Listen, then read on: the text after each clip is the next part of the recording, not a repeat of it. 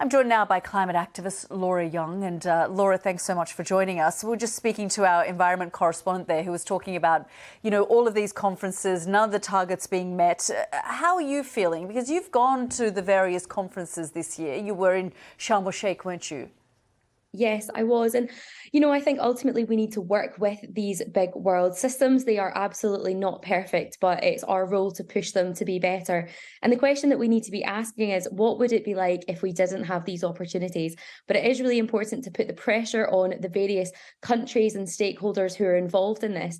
And especially now at the beginning of COP15 over in Montreal, it's really important that we raise positive voices in support of the great initiatives that we need to put forward to save biodiversity, but also really remember that after the 2 weeks is over, we need to bring that home to wherever we're from and push local councils and governments to be making the changes that we need on home soil as well. But are we seeing that? Because Naveen was just saying in 2010, these 20 targets were set, none of them achieved. We keep getting these warnings from scientists. And at the same time, we're seeing no action, just kind of doom and gloom in the language that's being used, but whether that's by governments or policymakers, but there's never any accountability. It's really frustrating, and I think you can even look back on the last 12 months to see that action within the climate and biodiversity space has been lacking. And I think that's mainly due to the fact that we don't have joint up thinking.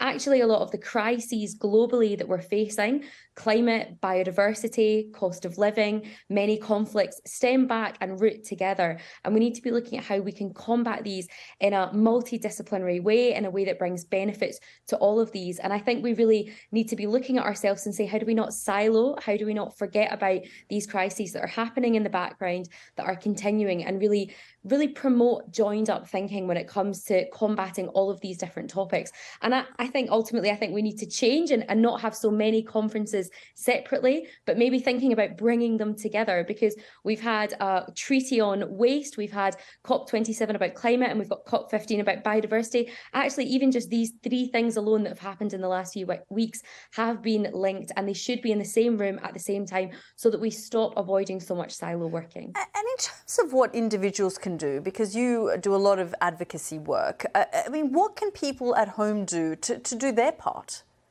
It's a great important question, and actually just a stat to reflect that. I'm based in the UK, and in England alone there's more land in people's back gardens than there is in nature reserves. So even just looking after the local spaces that we have is so important. Even if you don't have a garden, I used to live in a top floor flat in Edinburgh, and I had flower boxes on my windowsills with wildflowers for the bees and the pollinators. But we can be engaging in our local council areas to think about the green spaces that we have, how we can make them more biodiverse, care for the natural water and marine environments that we have. We can be looking at nature-based solutions to the problems that we have, whether that's urban heat in city centres or flooding in more rural areas. And we can be really thinking about how we can care for nature, not putting in plastic grass or tarmacking over lovely green spaces, and really just looking at every single inch that is in our control, whether that's personally, on a council level or on a national scale, and really asking the experts, whether that's the scientists or the many nature and environment agencies,